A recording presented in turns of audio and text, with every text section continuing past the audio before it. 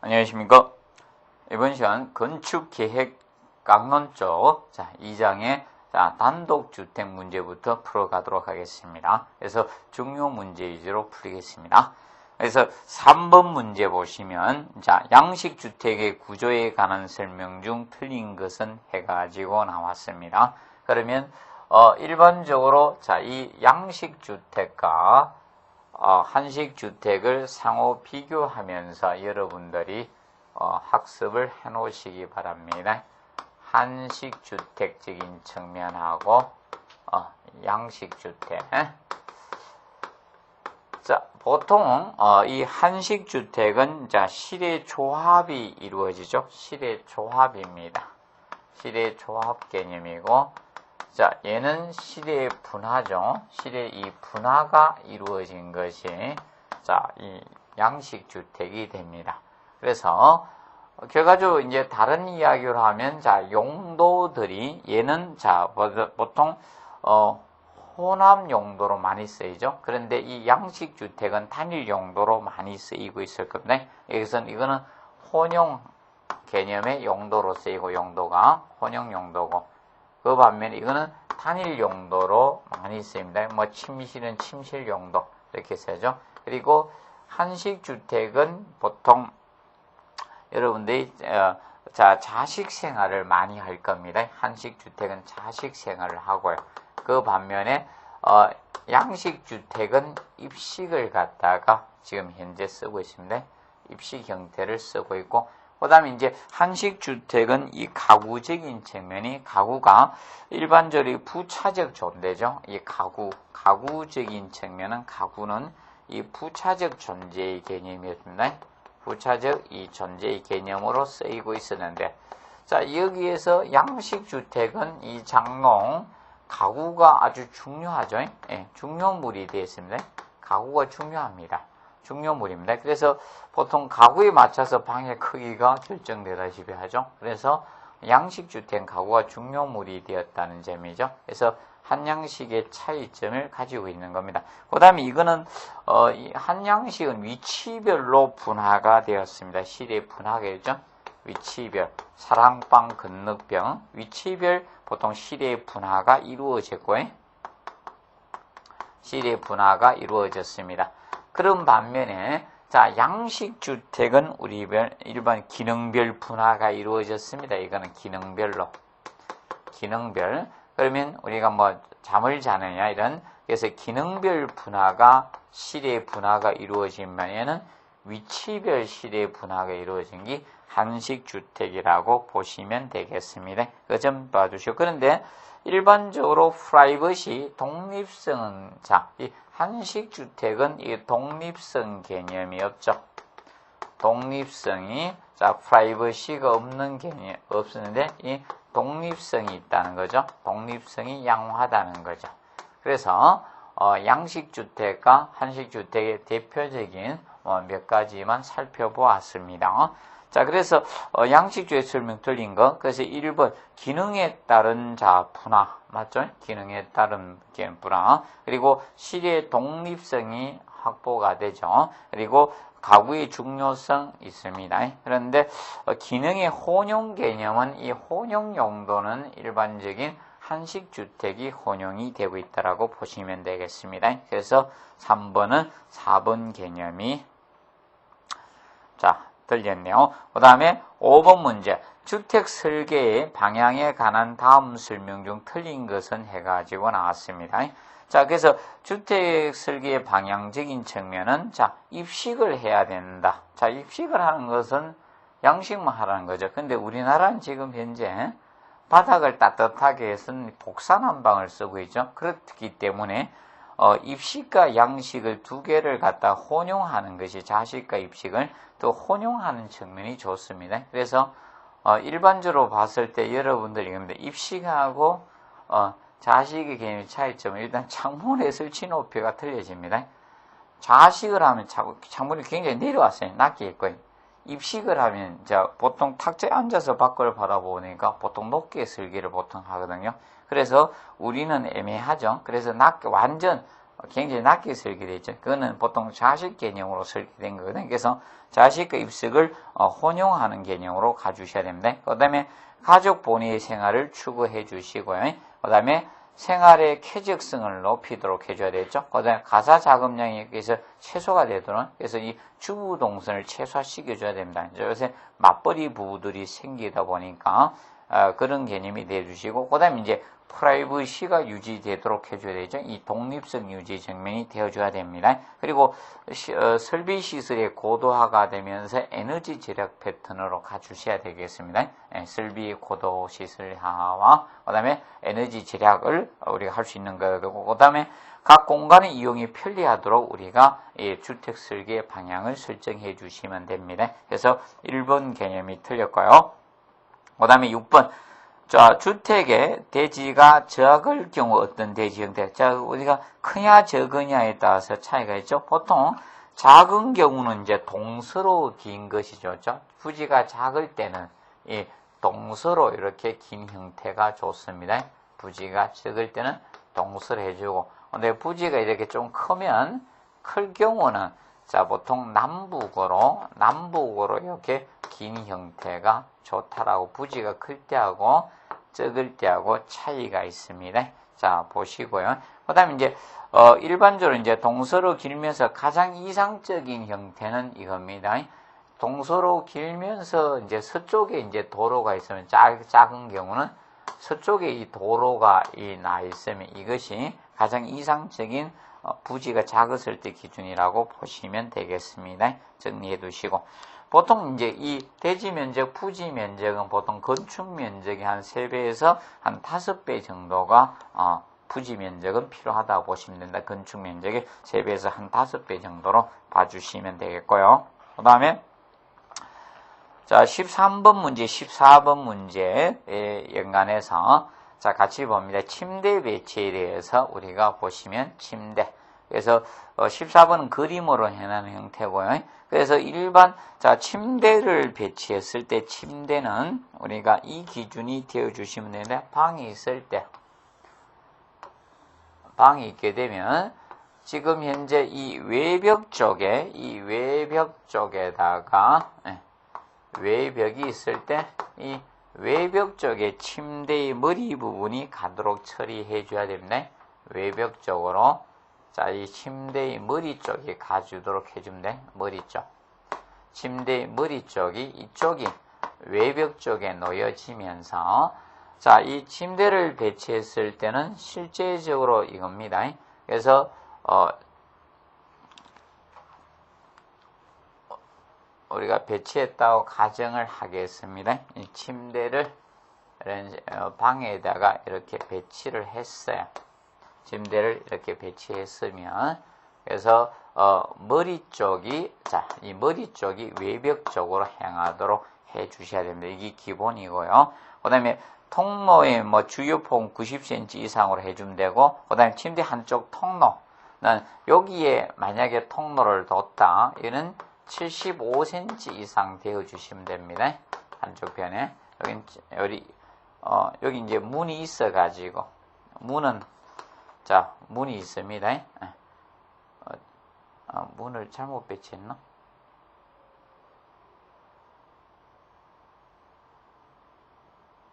방이 바꿉시다.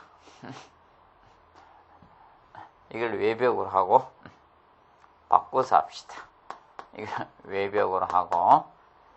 자, 그러면 지금 현재 이렇게 했을 때 지금 현재 여기다 이게 외벽일 때, 자, 침대를 이렇게 배치한다. 침대를 이렇게 배치를 합니다. 침대를 배치했을 때, 자, 이 통로 폭이 최소한 75cm 이상은 두고요. 그다음에 문을 했을 때는 항상 안여다지로 하는 것이 좋습니다. 안여다지. 그래서 안여다지로 해가지고 안여다지로 처리를 하셔야 됩니다. 문은 안여다지로 하고요. 혹시 발이 이제 저쪽으로 되어 있을 때 이 공간이 혹시 없으면 최소한 발꿈치 밑에는 90cm 이상 되어 주시면 됩니다. 문이 여기 있다. 그래서 예를 들어서 문이 여기 있다. 그러면 침대를 좀 크게 했다라고 가정하면, 그래서 침대가 길다. 요쪽으로 이제 좀 짧으면서 이렇게 이제 설계됐다 가정했을 때, 그러면 여기 밑에 발꿈치 여기에는 최소한 90cm 정도 폭을 확보해 주시고 이상 여유 두고 그러면 문을 했을 때 이렇게 안여다지로 설계를 하셔야 됩니다. 여다지는 항상 안여다지로 설계하고 안여다지로 설계를 하면서 직접 침대가 안 보이도록 처리해 주면 좋습니다.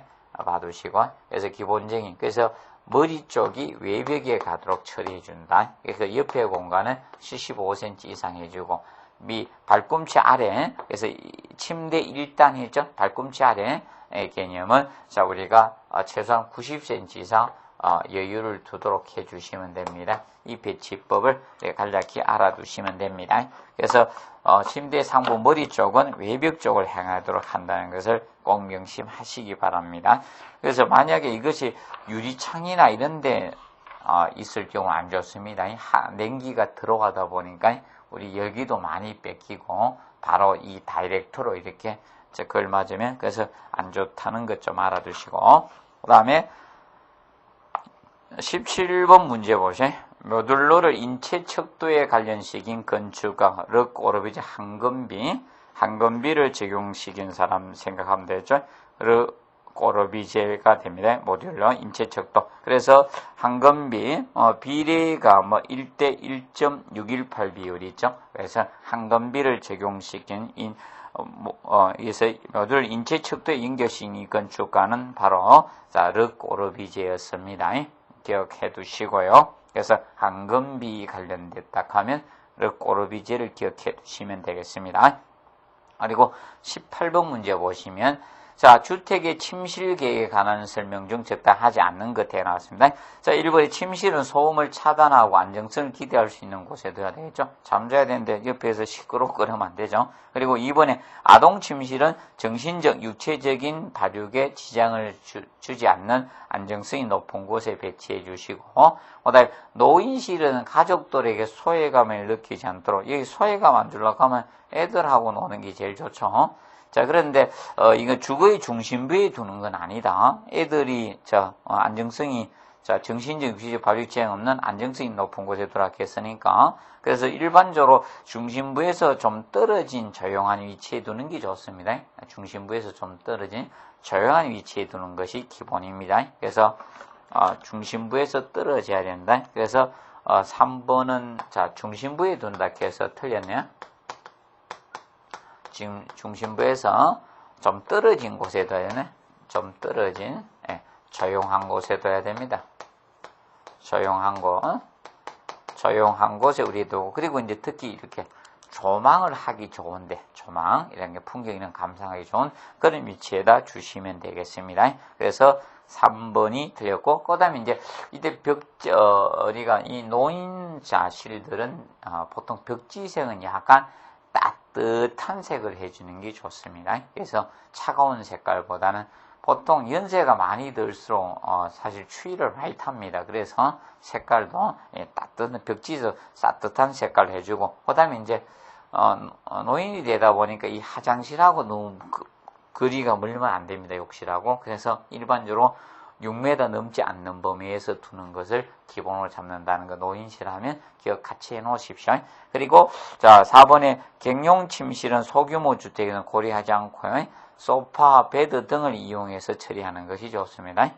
안 그래도 작은 데다 방을 작든 객용 침실까지 두면 방이 몇 개, 완전 무슨 빵 두께 사는 것도 아니고 작은 방을 많이 둘 수는 없죠.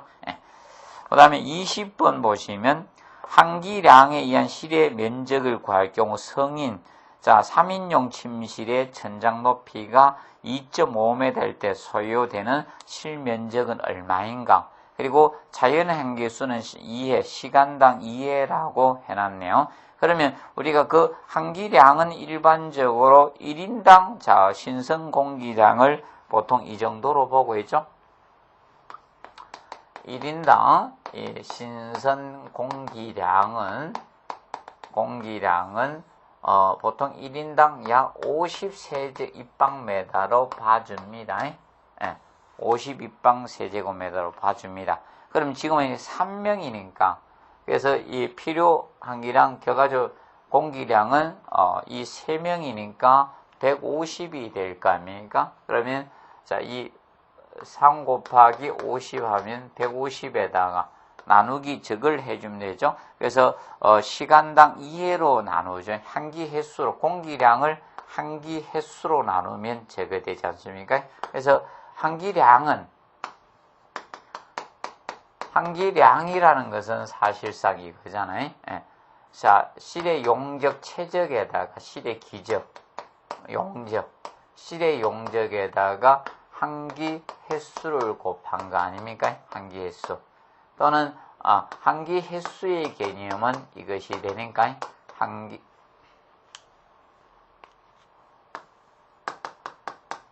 한기 횟수는 그죠? 한기량을 갖다가 필요 한기량을 실의 용적으로 나누어준 것이 한기 횟수의 개념이 되니까 지금 현재 우리가 알고 있는 것은 필요 공기량하고 그다음에 그러면 용적을 일단 구해야 되겠죠? 실의 기적 용적을 구하는 겁니다. 그러면 필요 한기량을 갖다가 이게 x니까 한기 횟수로 얘가 나가면 얘가 들어오면 되죠? 한기 횟수 나눠주면 되니까 시간당 요거는 50이니까 3인이니까 50고 150에다 나누기 실의 한기 횟수 2로 나누면 용적이 나오겠죠? 용적은 그러면 150이 나오니까 75 입방미터가 되네. 75 세제곱미터입니다. 그러면 지금 현재 실의 용적을 지금 현재 바닥 면적, 실면적을 구하는 거죠. 실면적. 그러면 실면적을 구하니까 그러면 이거에다가 그러면 실의 용적 기적을 구한 거 아닙니까? 실의 용적, 실의 기적 아닙니까? 공기 용적. 그러면 실의 기적을 구한 거 75니까 자, 75 세제곱미터 나누기 거기 천장 높이로 나눠주면 되죠. 2.5m로 나누어주면 그럼 75 나누기 2.5 하니까 메다 하나 날라가니까 자성되겠죠. 그러면 대략 30 정도 되나요? 30제곱미터. 그래서 2.5니까 30제곱미터. 면적. 그래서 요 메다 하나 날라가야 되겠죠? 그래서 자성될 거고 30제곱미터의 만큼의 면적이 필요하시면 되겠습니다. 간단히 봐두시고. 자, 그 다음에 22번 문제 보시면, 자, 부엌 평면 가운데 사선을 친 부분. 그래서 부엌과 식당 간의 중앙에 구멍 뚫어 놓은 걸 보통 해치라고 하죠. 해치 부분 되겠죠. 그 다음에 24번 문제. 자, 양식주택의 실 사이에 경계벽 높이 차를 두어야 할 필요가 적은 것태가 나왔죠. 그러면 현관과 마루, 현관은 낮아야 되겠죠. 차이가 나고 화장실과 거실, 화장실이 조금 낮아야 되겠죠. 단 차이가 나면 좋겠죠. 경계. 그리고 거실과 식당은 필요 없겠죠. 같이 가면 될 거고, 그 다음에 거실과 테라스 낮아야 되겠죠. 그럼 쉽게 물을 썩는 장소, 물을 청소를 할 수 있는 장소, 물을 쓰거나 물을 청소하는 장소는 경계를 낮추어 주시는 게 좋습니다. 그 다음에 25번 주택평면계획에 관한 기술은 옳지 않는 것, 가족의 집침 분리와 침실 분리를 염두에 두어야 됩니다. 그리고 자, 2번에 현관의 방해는 어느 쪽에, 이건 방해하고는 관계없죠. 현관은. 그리고 세 번째 부엌의 음식물이 상하기 전에 특히 자, 우리 보통 이 열선을 많이 뽑는 것이 이제 오후 쪽입니다. 그래서 서양 일광이 굉장히 무덥습니다. 적외선 발출이 많이 되다 보니까 뜨겁죠. 그래서 부엌은 절대 서양은 피해야 됩니다. 서쪽 서양은 피하는 것이 기본입니다. 알아두시기 바랍니다. 자, 그 다음에 그래서 26번 보시면 다음 필요한 기량을 결정한 데 조건으로 관계없는 것태가 나왔습니다. 그러면 사실 실의 종류 관계있죠. 어떤 실이냐에 따라서 한기량은 차이가 있습니다. 그리고 외기 조건이나 제실자수. 근데 실의 위치하고 관계는 없죠. 한기량하고 실의 위치하고는 관계가 없습니다. 그리고 실내에 발생 유해 물질의 관계에 따라 탄산가스량이 많아야 이런 것이 영향을 주게 됩니다. 간단히 봐두시고요. 그 다음에 30번 문제 보시면 건축의 모듈화에 관한 설명 옳지 않는 거. 자, 공기단추로 공사비 절감 모듈화 단위화시켜 놓으면 공사비 절감을 가져올 겁니다. 그리고 2번에 자, 모듈상 단위 제품 지수에 대해서는 공칭지수에서 줄는 제품 지수는 지금 현재 공칭지수에서 일반적으로 줄는 두께를 빼야 되죠. 감해야 됩니다. 감해 주시면 될 거고. 근데 공칭지수는 제품 지수에다가 줄는 두께를 더한 것이 원래 중심에 줄눈에서 줄눈까지죠. 그래서 보통 알아둘 거 줄눈 두께를 더해야지 공칭지수가 되죠. 그래서 공칭치수의 개념은 자, 이 제품 치수에다가 줄눈 두께를 갖다 더해 준 겁니다. 더해 준 게 공칭치수고, 그래서 공칭치수에서 줄눈 두께를 빼만 감하면 그것이 제품 치수가 됩니다. 자, 그리고 3번에 창호의 모듈 지수는 문틀과 문틀 간의 거리가 아니죠. 그래서 문틀과 벽 사이의 줄눈 중심 간의 지수입니다. 그래서 모듈 지수에서는 기본적인, 그래서 문틀과 문틀 간의 거리가 아니다. 그래서 문틀과 벽 사이의 줄눈 중심 간의 지수가 창호의 모듈 지수라고 보시면 됩니다. 그래서 문틀과 문틀 간이 아니다. 문틀과 벽 사이의 줄눈 중심 간의 거리를 치수를 우리가 창호 모듈 치수라고 한다는 점 알아두시고, 그다음에 고층 라멘 건물은 층 높이 기둥 중심 거리가 모듈에 일치하는 것이 좋습니다. 그리고 31번 문제에서 다음 설계 과정 중에서 가장 선행돼야 되는 것은 뭐든지 조건 파악을 먼저 해야 되죠. 조건 파악을 하고 나서 기본 계획을 잡고 계획을 먼저 수립해야 됩니다.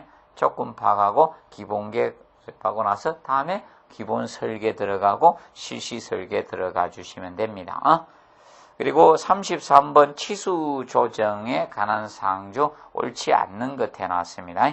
모듈에 대해서. 그래서 현장 작업이 단순히 공기 단축되죠. 설계 작업이 단순화 간편화됩니다. 그리고 대량 생산 용이한 거는 맞는데 생산 단가는 낮아지겠죠. 대량 생산 가니까 생산 대가는 낮아질 겁니다. 봐두시고. 그 다음에 37번 문제 다음 한식 주거 특징 설명한 거죠. 한양식 간략히 한 번 더 봐두십시오. 한식 주거는 보통 가구식이 많죠. 근데 양식 주택 가구식보다는 이제 조적식이 많고요. 그다음에 실의 분화 형태의 평면, 분화는 우리가 저것이 분화였죠. 실의 분화가 되는 것은 양식 주택이고, 그다음에 우리가 여기에서는 조합이었죠. 실의 조합 개념이 바로 한식 주택의 특징이었습니다. 그리고 주택은 바닥이 좀 높죠. 그래서 보통 기단 쌓고 그 위에 이렇게 오다 보니까 바닥이 좀 높습니다. 그래서 한번 비교해 두시기 바랍니다. 그리고 자식이죠. 양식은 입식 형태로 가고요.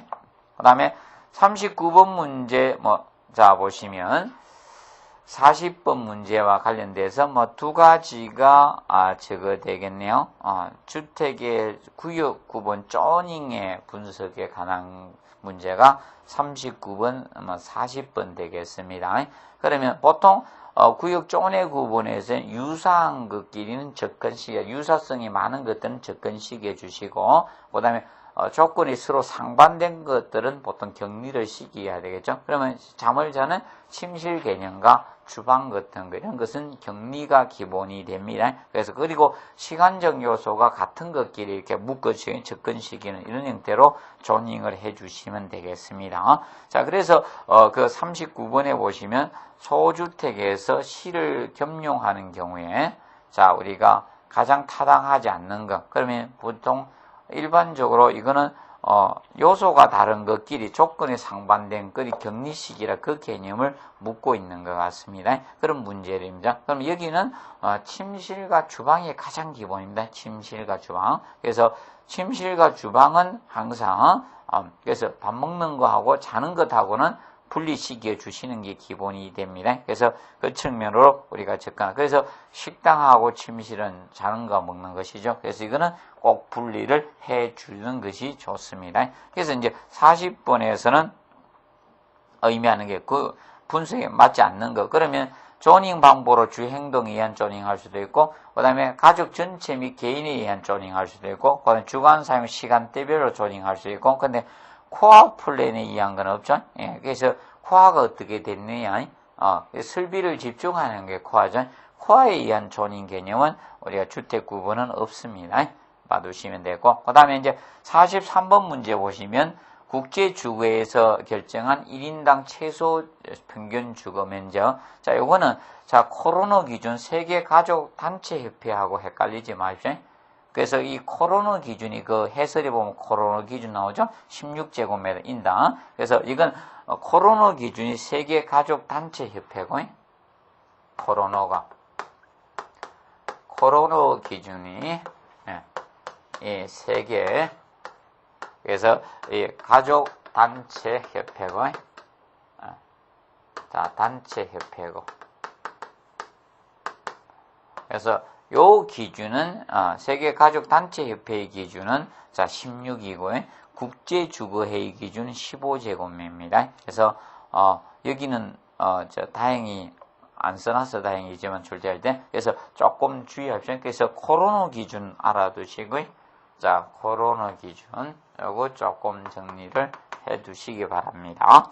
그리고 46번에 보시면, 자, 소주택 계획 시 중요하게 생각하지 않아도 되는 것은, 자, 소주택은, 침식은, 잠자는 거하고 먹는 것은 분리 꼭 하셔야 됩니다. 근데, 적객 공간이 별도로 없죠. 소주택, 안 그래도 좁아 터진데 뭘 적객 공간을 둡니까? 그리고, 주부의, 자, 주부 동선은 자, 최소식이죠. 가사 작업량의 관계 생각해야 되고, 평면 형태의 단순화 생각해줘야 되죠. 그래서 이거는 2번과 관련이 없고요. 그 다음에, 48번은 간단히 한번 보시고요. 주택의 대지 조건을 적합하지 않는 것, 집안의 경과 침수 우려 없을 것, 당연하죠. 그러면 간선도로는 주도로가 되죠. 그렇다 보니까 이거는 소음을 많이 동반할 수밖에 없습니다. 그래서 간선도로에는 접하는 것은 좋지 않습니다. 그래서 여러분들 일반 지선도로 같은 데 접하는 건 괜찮지만 이 간선도로는 굉장한 소음을 유발하기 때문에 여기는 접하지 않는 것이 좋습니다. 그 다음에 50번에 리빙 키친. 자, 리빙 키친은 보통 LDK죠. 그래서 보통 이 리빙 키친은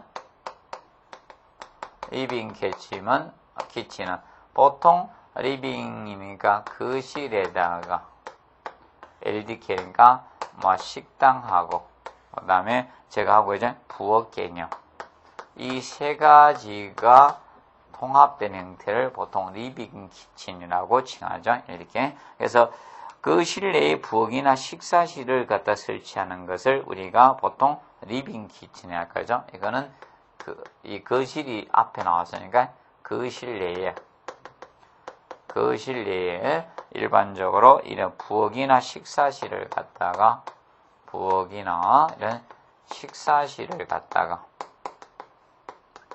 자, 우리가 설치하는 것을 우리가 리빙 키친이라고 칭합니다. 리빙 키친. 그러면 공사비 절약된다. 이점 맞겠죠? 가장 큰 이점이네. 가장 큰 이점은 그럼 결과적으로 이거죠. 거실 식당 부엌을 이끌어주면요. 결과적으로 무엇인가 하면 동선을 단축시키는 거죠. 여기에다 뒀기 때문에 이거는 주부 동선이지 지금 현재 모든 주택 계획이 주부 동선으로 흘러가고 있거든요. 그래서 이 주부 동선 단축이죠. 주부 동선. 그래서 요새 권력은 주부에게 있지 않습니까? 모든 것은 집행권이 애들 학교에 남자가 돈 벌어 와야 되니까 집에서 주부에게 모든 그리고 주부가 간혹 가다가 맞벌이를 해도 보통 엄마 하지 아빠 하는 경우는 잘 없습니다. 그래서 저 같은 경우도 집에 들어가면 밤 10시 넘어 새벽 1시에 많이 들어가니까 아빠 할 일도 별로 없습니다. 그래서 보통 주부 동선 단축이죠. 단축 개념으로 설계됩니다. 이게 기본은 이거죠. 보시면 되고, 이게 가장 큰 이점이니까. 그 다음에 51번에 건축 연면적이 66제곱미터인 자, 주택의 부엌의 적당한 면적. 보통 부엌 면적은 기본적으로 부엌은 대략 8에서 12% 정도로 하고, 보통 약 10% 때리면 돼. 약 10%. 그러면 66이니까 뭐 6.6이네. 약 10% 때려서 접근하죠. 약 10%. 근데 규모가 이제 커지면 이제 뭐 7%까지 내려올 수 있습니다. 주택 규모가 클 때는. 자, 그 다음에 54번 문제. 주택계획 시 복도가 차지하는 면적은 일반적으로 전체 면적이 어느 정도로 필요하나요? 복도는 또 한 10% 보면 됩니다. 복도나 뭐 부엌이나 다 10% 정도로 보고. 그런데 이 복도는 50제곱미터 이하의 소규모 주택은 비경제적입니다. 복도는 50제곱 이하의 주택은 이건 비경제적이에요. 복도 두는 것은. 복도 두면 안 됩니다. 비경제적입니다. 50제곱 이하일 때는 비경제적 된다는 걸 기억을 간단히 해두시고, 그래서 최대한 복도 면적은 작게 하고 길이는 가능한 짧게 하는 것이 기본 베이스로 가주면 되고, 그 다음에 55번 문제 보시면 다이닝 알코브 나옵니다. 다이닝 알코브. 그래서 다이닝 알코브는 보통 거실의 일부분에 식탁을 꾸미는 공간이죠. 그것을 보통 다이닝 알코브라고 하죠. 4번이고요. 그런데 거기 2번에 보시면 다이닝 포치 나오죠. 자, 여름 좋은 날 옥외에서 식사를 할 수 있도록 다이닝 포치나 뭐 다이닝 테라스라고 하죠. 그래서 2번은 다이닝 포치 또는 뭐 다이닝 테라스. 다이닝 테라스. 우리가 테라스에서 이렇게 우리가 할 수 있죠. 음식을 먹으면서 밖의 풍경도 검사하면서 이런 것이 거기에 해당되고, 그 다음에 3번에 부엌의 일부에 설치한 식사 공간은 이거는 다이닝 키친. 3번은 다이닝 키친. 다이닝 키친 아까죠. 3번은. 그래서 자, 부엌의 일부에 식사실을 설치한 것은 다이닝 키친입니다. 일명 다이넷이라고도 하죠. 일명. 자, 다이넷이라 합니다. 그래서 56번 간략히 한번 봅시다. 일반적으로 주택계획에서 연면적에 대한 각 실의 면적 비율로 적당하지 않는 거. 자, 그 실은 대략 21에서 25% 정도로 설계해 주시면 됩니다. 그 실은 21에서 25%. 그리고 부엌은 뭐 8에서 한 12% 정도 사이 해주시면 된다겠죠. 약 10% 정도 봐주시고, 그 다음에 현관 홀은 한 7% 정도 봐주시고, 복도는 10% 정도 봐주라 했죠. 그리고 60번 문제 보시면 그거 다시 한번 보세요. 한양식 주택은 비교한 거는 한번 잘 보시기 바랍니다. 문제는.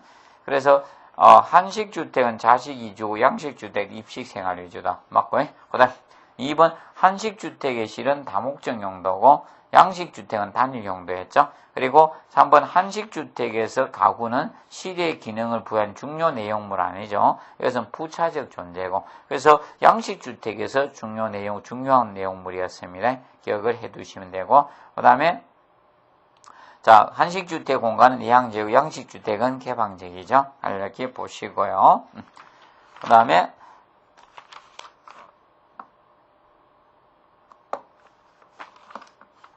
78번 문제 보도록 합니다. 78번 문제 보시면 주택의 평면 계획에 관한 기술 중 옳지 않는 것 해놨습니다. 침실의 출입문은 침대가 직접 보이지 않는 안여다지로 설계해 주시고, 자, 리빙 키친. 우리가 리빙 키친에 대해서 봤습니다. 거실에 부엌이나 식사실을 설치하는 게 리빙 키친이었죠. 이거는 주부의 동선을 단축해서 바로 노동 절감하는 목적이고, 그 다음에 거실의 위치는 남향이 제일 좋습니다. 남향이 가장 좋으면 다른 방의 중심 위치에 두시면 되죠. 근데 침대 배치는 창가의 머리 쪽이 오면 안 되고, 머리 쪽은 외벽에 면하도록 우리가 설계해 주라 했습니다. 그 점 알아두시고, 그 다음에 82번 문제 봐두시고, 82번. 자, 정원 계획의 기본적 요소가 아닌 것 해가지고 나왔습니다. 정원 계획은. 자, 정원 계획은, 자, 차경돼야 되죠? 차경. 그리고 차폐. 그리고 축이 있어야 되고, 명암입니다. 이 네 가지 요소가 맞아들어야죠. 그래서, 자, 정원 계획은 동서는 관계가 없습니다. 그래서 차경이나 차폐, 축, 그리고 명암. 이 네 가지 요소를 고려해 주시면 되겠습니다. 그리고 84번에 주택 현관의 위치 결정에 별로 영향을 주지 않는 것은 해가지고 나왔습니다. 자, 이 방위는 무관하다겠죠? 그래서 방위가 어디에 있냐에 따라서 주택 현관이 설치되는 건 아니다.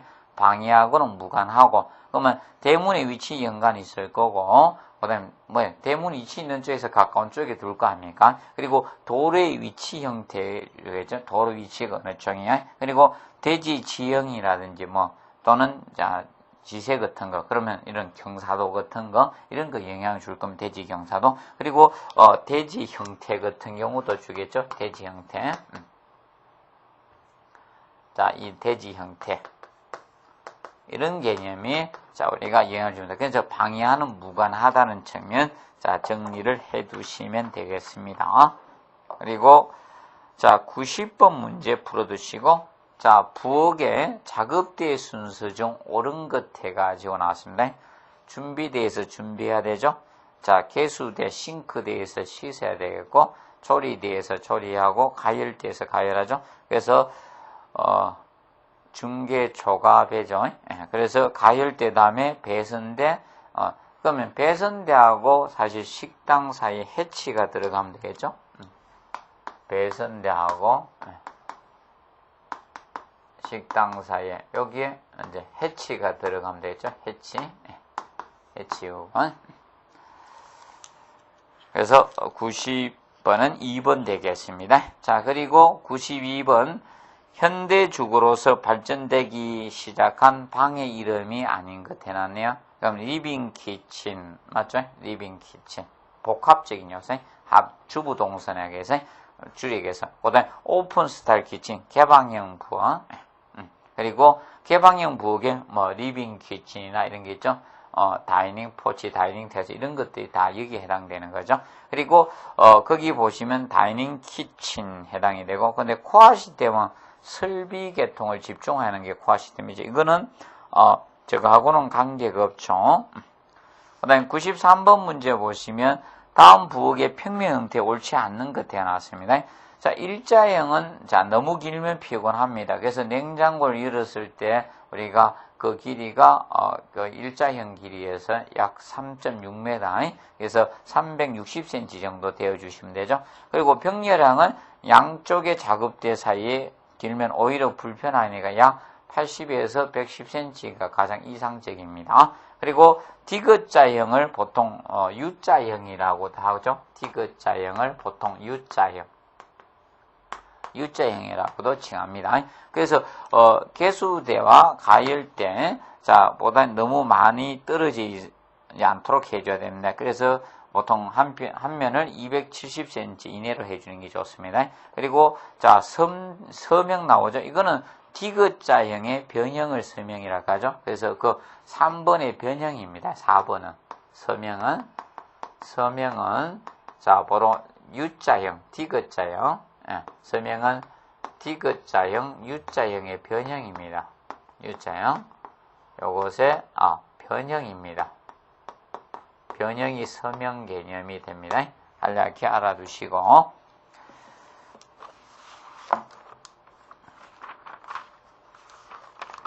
그 문제 한번 풀어두시기 바랍니다. 정리해두시고. 그 다음에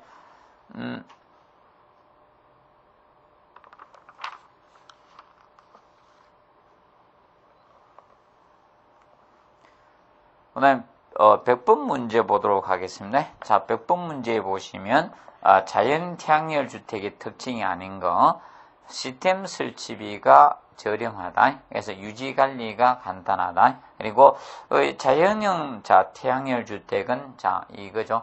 설비형을 쓰지 않는 게 자연형입니다. 자연형은 그래서 설비 제품을 쓰지 않고 태양열을 활용하는 게 자연형 태양열 주택의 특징이라고 보면 되죠. 그래서 시스템 설치비가 설비용보다는 설치비가 저렴하다는 거고, 자, 유지 관리가 간단하다.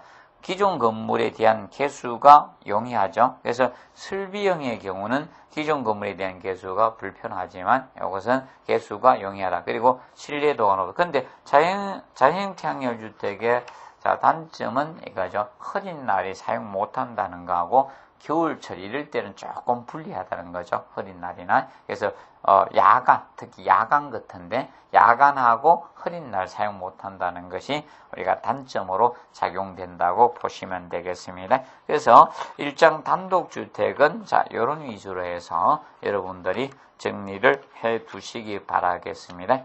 그 위주로 해서 정확히 보시고 이번 시간 여기서 마무리하고 다음 시간에 그 공동주택에 대해서 살펴보도록 하겠습니다. 자, 수고하셨습니다.